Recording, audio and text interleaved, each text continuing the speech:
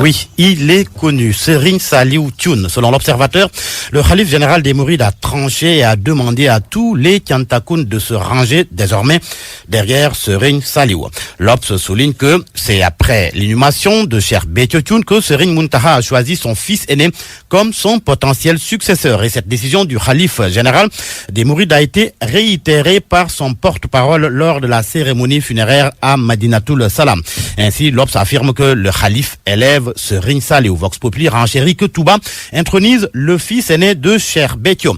Le journal rapporte à ce propos les propos donc de Serigne Bass Abdou Khadre Mbacké, propos selon lesquels c'est Serigne Saliou Thioune que Dieu a choisi, que tout le monde soit derrière lui. Et à la première page du quotidien, le quotidien, il précise que les Tiantakoun peuvent faire allégeance aux frères, mais c'est Serigne Saliou Thioune leur guide. Du coup, le journal souligne que le khalife général des Mourides met fin à la polémique sur la succession alimentée par certains talibés qui avaient opté pour Sokhna Aïda Diallo. Réaction de la fille aînée de Cheikh Béthio Thioune qui, selon l'Observateur, remet Aïda Diallo à sa place. Fatim Thioro Thioune déclare qu'elle ne s'assoira plus jamais sur le fauteuil. Elle était juste une épouse. Elle ne peut prétendre à l'héritage du cher leur père. Et cette information à la une de Source A. Présumée corruption, complicité de corruption d'agents publics étrangers et fraude fiscale dans le contrat d'affermage de l'eau.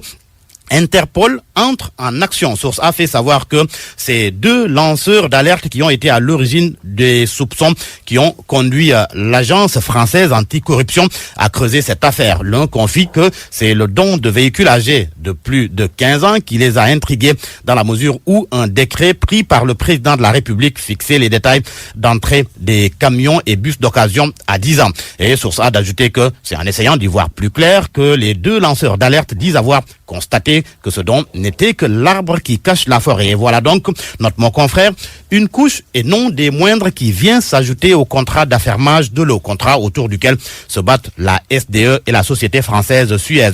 Source A révèle qu'une demande d'entraide judiciaire est déjà adressée à certains services et Interpol France a eu à communiquer avec les bureaux centraux de Dakar, Libreville et Rabat. Affaire donc à suivre. En politique, Sud Quotidien évoque les modalités du dialogue politique en perspective des élections locales. Selon le journal, l'application de la loi sur le parrainage risque de poser problème. L'alerte est du secrétaire général du groupe de recherche et d'appui Conseil pour la démocratie participative et la bonne gouvernance. Selon Sud Quotidien, Ababacar Fall relève au moins deux facteurs importants qui ne vont pas faciliter l'organisation de ces joutes électorales. D'où l'urgence, ajoute-t-il, que les acteurs du dialogue politique se mettent rapidement autour de la table de concertation afin de lever les écueils et difficultés qui se profilent à l'horizon. Surtout, fait-il savoir si les modalités d'application de la loi sur le parrainage ne sont pas évaluées et corrigées parce que, manifestement, elles posent problème. Les propos donc sont de Ababacar Fall du GRADEC. Et l'on jette un coup d'œil dans le journal Les Échos. Il est question de la reconduction de ces ministres, les ministres du Parti Socialiste, principe de la rotation, démission de Moussa Bokar Thiam. Le journal titre le PS dans des dissensions de plus en plus profondes. Gorgui Ciss et Bakary Bassène de Ziguinchor campent sur la rotation. Selon le journal Les Échos, Aminata Mbengue et Serigne Mbaye Thiam vendent Moussa Bokar Thiam. Et l'on parle sport avec Sadio Mané, qui occupe la une du quotidien Le Soleil, tout comme celle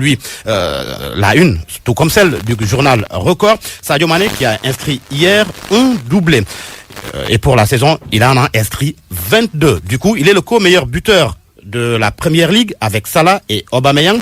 Sadio Mané dans le marbre en anglais. C'est le titre qui barre la une du quotidien Le Soleil. Et à la première page du journal Record avec une exclamation bien sûr, Sadio dans les annales. Georges.